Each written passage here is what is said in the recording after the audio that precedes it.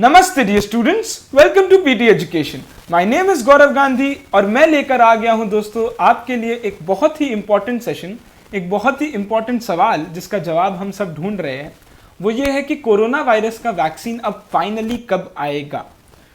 इस सेशन में हम जानने की कोशिश करेंगे कि वो सारे लीडिंग कैंडिडेट्स कंपनीज कौन हैं जो कि कोरोना वायरस वैक्सीन पे काम कर रहे हैं, उनका प्रोग्रेस क्या है और कब तक अब हम एक्सपेक्ट कर रहे हैं कि एक वैक्सीन एटलीस्ट लॉन्च हो जाए, अप्रूव हो जाए।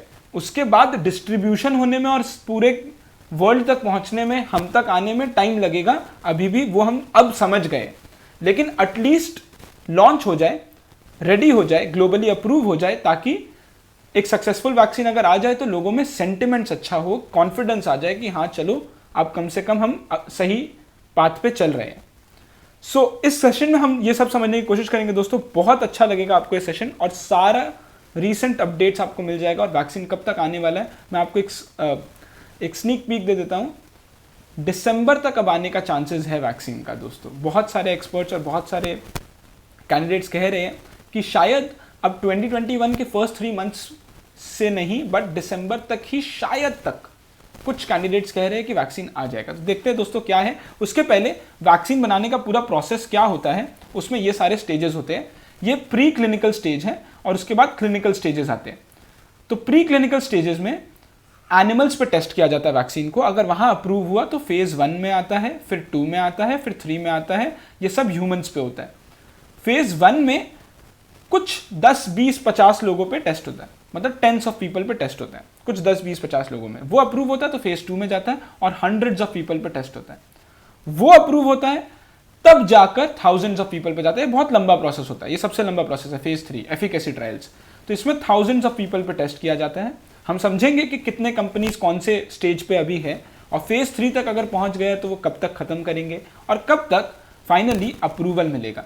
अप्रूवल मिले ये जरूरी भी नहीं है दोस्तों, हो सकता है कि लिमिटेड अप्रूवल मिले, लिमिटेड अप्रूवल मिले ये भी हो सकता है। और अप्रूवल जरूरी नहीं कि 100% जब सक्सेसफुल होगा तो ही होगा। सारे 100 के 100 लोगों में अगर लगाया जाएगा और सब लोग में अगर वो सही सक्सेस दिखाएगा तो हम अप्रूव करेंगे।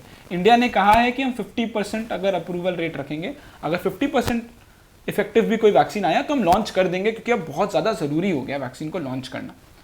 अब समझते हैं कब तक आएगा, what is it likely to be available.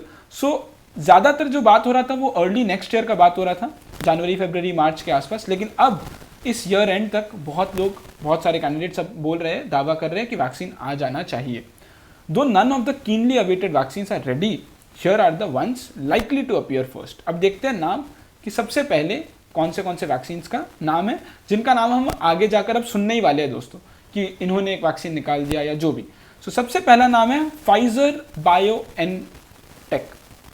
ये अभी फेज 3 में चल रहा है दोस्तों। वो थाउजेंड्स ऑफ पीपल पे टेस्ट कर रहे हैं अभी यूएस में, एंड कंपनी एक्सपेक्ट कर रहा है कि नवंबर या दिसंबर तक वो लॉन्च कर देंगे। नवंबर या दिसंबर तक उनका आ जाएगा। उन्हें बस अक्टूबर एंड तक अगर उनका खत्म हो गया फेज 3 तो वो अप्रूवल के लिए जाएंगे और इमरजेंसी ऑथराइजेशन लेने की कोशिश करेंगे, और अगर वो हो गया तो नवंबर दिसंबर तक अवेलेबल हो जाएगा। उसके बाद टाइम लगेगा, डिस्ट्रीब्यूशन है, वो एक अलग स्टोरी है दोस्तों। नाउ मॉडर्ना भी है, मॉडर्ना के बारे में तो हम बहुत सुने भी है, मॉडर्ना भी है, and they are now saying December से जनवरी 2021, दिसंबर 2020 से जनवरी 2021 के बीच में अब आ जाएगा। अभी वो भी फेज 3 में, लेकिन they are doing it in a very different method. अगर आपको पता होगा तो आप बताइएगा दोस्तों, मॉडर्ना किस तरीके से बहुत ही अनकन्वेंशनल मेथड यूज कर रहा है वैक्सीन को डेवलप करने का। तो अगर आप बता सकते हैं तो आप कमेंट सेक्शन में बताइएगा दोस्तों कि कौन सा मेथड यूज कर रहे हैं। And they are going slow and study और बहुत ही प्रॉमिसिंग है मॉडर्ना। नाउ एस्ट्राजेनेका और ऑक्सफोर्ड यूनिवर्सिटी बहुत ही ज़्यादा प्रॉमिसिंग। ये फेज 3 में है। अभी इनके साथ कुछ प्रॉब्लम हुआ था, अर्ली नेक्स्ट ईयर ये बोल रहे हैं, अर्ली नेक्स्ट ईयर तक आ जाएगा, पहले 3 महीने के अंदर शायद। लेकिन इनके साथ अभी एक प्रॉब्लम हुआ था कि कुछ पार्टिसिपेंट्स में कुछ साइड इफेक्ट्स दिख गए थे, शायद सिवियर इलनेस आया था, जिसकी वजह से अब इंग्लैंड और इंडिया में बंद हो गया था एस्ट्राजेनेका और ऑक्सफोर्ड यूनिवर्सिटी, जिसके बाद सीरम इंस्टीट्यूट वालों को भी बंद करना पड़ा था हमारे इंडिया में। लेकिन उसके बाद ये वापस से हाँ हो गया और रिज्यूम हो चुका है। एस्ट्राजेनेका एक बहुत बड़ा नाम है। तो अभी तक हम 3 नाम देखे हैं। और क्या, चाइनीज और रशियन वैक्सीन के बारे में तो हमें पता ही है। चाइनीज ने 3 वैक्सीन निकाल लिया है, रशियंस ने 1 वैक्सीन निकाल लिया है।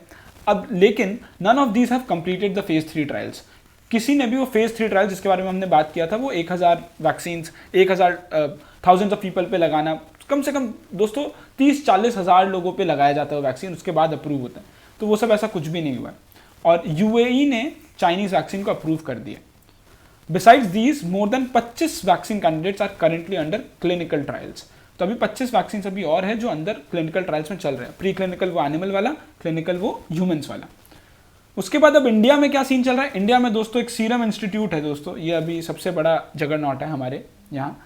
वो ऑक्सफोर्ड का एस्ट्राजेनेका का जो वैक्सीन है, जो अभी कंबाइंड फेज में चल रहा है, फेज 2 और 3 में trials are currently under way. वो अभी ट्रायल्स करना शुरू कर चुके हैं इंडिया में भी। फेज 2 और फेज 3 के बीच में है ये, मतलब हंड्रेड्स एंड थाउजेंड्स के बीच में। बहुत लोग क्या कर रहे हैं ना, कंबाइंड फेज कर दे रहे हैं, फेज 2 और 3 को साथ में ही कर दे रहे हैं। Now Serum also has a vaccine, brings a vaccine developed by pharma company Novavax. अब नोवावैक्स क्या है, फेज 2 में चल रहा है साउथ अफ्रीका में, फेज 3 शेड्यूल्ड अक्टूबर में। In India late stage trials expected to begin November में। तो नवंबर में शायद अब वो नोवावैक्स का भी ट्रायल शुरू कर देंगे। डॉक्टर रेड्डी के बारे में हम बहुत सुने थे, doctor Reddy will bring Russian vaccine, वो लेकर आए। और उनका ट्रायल डेट्स अभी तक अनाउंस नहीं हुआ है, वो इस तरीके से आएगा नहीं। और आप चिंता मत करिए, वो जो रशिया का वैक्सीन है वो इंडिया में आके पहले वापस से फेज ट्रायल्स होगा। रशिया में तो उसे 70-80 लोगों में टेस्ट करके अप्रूव कर दिया गया, लेकिन हम यहाँ पर अब डॉक्टर रेड्डी लैब उसे लेकर आ रहे हैं और पहले वो ट्रायल्स करेंगे फेज 3 का, जिसके बाद ही वो लॉन्च करेंगे।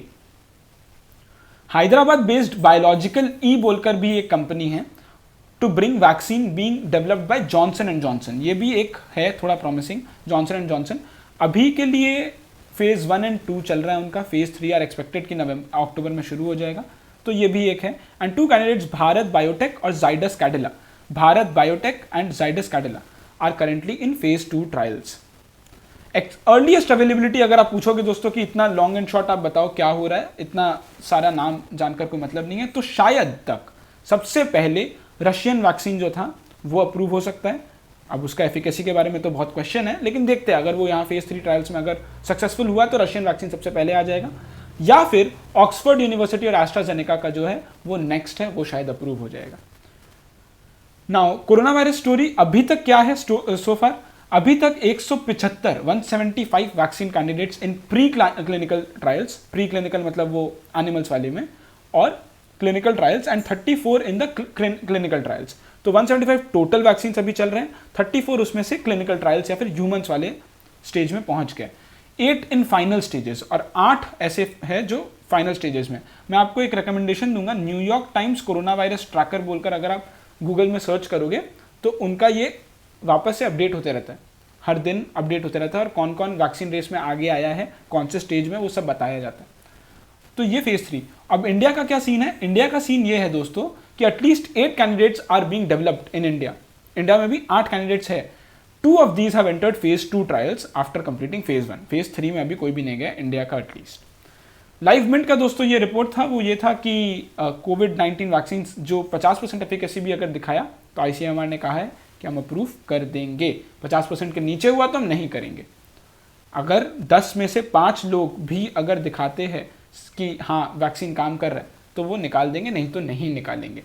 सो दोस्तों ये था पूरा वैक्सीन का कहानी कि कब तक आने का चांस है। ये एक नया डेवलपमेंट था कि 2020 तक आने का चांसेस बढ़ गया, इसलिए मैंने आपके लिए एक वीडियो बनाकर ले आया। लीडिंग कैंडिडेट्स कौन है उनका नाम याद रखिएगा, क्योंकि यही दोस्तों हमारे लिए वैक्सीन बना रहे हैं और उनके बारे में हम और ज़्यादा आगे सुनने वाले हैं। दोस्तों मेरे पास आपके लिए एक गुड न्यूज़ है कि अब इसके बाद कल का जो सेशन मैं डालूंगा, कल के सेशन में I will be talking about the distribution strategy कि कोविड-19 वैक्सीन आ तो जाएगा लेकिन उसके बाद हम तक कैसे पहुंचेगा। हमें पता है वैक्सीन और ड्रग में क्या डिफरेंस है, आप बताइएगा दोस्तों। वैक्सीन और ड्रग में क्या डिफरेंस है ये आप कमेंट सेक्शन में बताइएगा दोस्तों। तो ये वैक्सीन लॉन्च होने के बाद हम तक कैसे आएगा, ये पूरा डिस्ट्रीब्यूशन स्ट्रैटेजी के बारे में इफ़ आपको जानना है तो आप प्लीज़ कमेंट सेक्शन में बताइएगा। मैं आपके लिए कल ही एक सेशन लेकर आ जाऊंगा उसके ऊपर डेडिकेटेड कि क्या है। ये बहुत इंपॉर्टेंट है दोस्तों, कोल्ड स्टोरेज करना पड़ता है, इंडिया कितना रेडी है नहीं है, कितना टाइम लगेगा ये सब करने में, क्या हम डिस्ट्रीब्यूशन स्ट्रैटेजी को मेंटेन कर पाए, जो भी इसके बारे में हम बात करेंगे। सो मैं आपके लिए दोस्तों 2 क्वेश्चंस लेकर आ गया हूं। What do you think should be the distribution strategy for the vaccine pan India and across the world? क्या स्ट्रैटेजी होना चाहिए, किन्हें पहले देना चाहिए? Second question, to whom should the vaccine be given first? सबसे पहले वैक्सीन किन्हें देना चाहिए? हेल्थ वर्कर्स को देना चाहिए, या फिर ज़्यादा एज वाले हैं उनको देना चाहिए, या फिर जो कोमॉर्बिडिटी कंडीशन जिनका तबीयत खराब ज़्यादा है उनको पहले देना चाहिए। किन को पहले देना चाहिए ये आप कमेंट सेक्शन में ज़रूर बताइएगा दोस्तों। And hoping for the best दोस्तों कि अब जल्दी ही वैक्सीन का गुड न्यूज़ एटलीस्ट आ जाए कि हाँ लॉन्च हो गया। उसके बाद पहुंचने में क्या होगा उसके बारे में हम कल बात करेंगे दोस्तों। So this is about it from my side. Thank you so much. अगर आपको वीडियो अच्छा लगा होगा तो प्लीज़ लाइक द वीडियो, हमें बहुत मोटिवेशन मिलता है आपके लिए ऐसे ही इंटरेस्टिंग और नए सेशंस बना के लाने के लिए। Thank you so much. This is it from my side. These are some useful PT resources from the PT family. Make full use of them. कल वापस मिलते हैं एक ऐसे ही अद्भुत सेशन के साथ। नमस्ते, जय हिंद।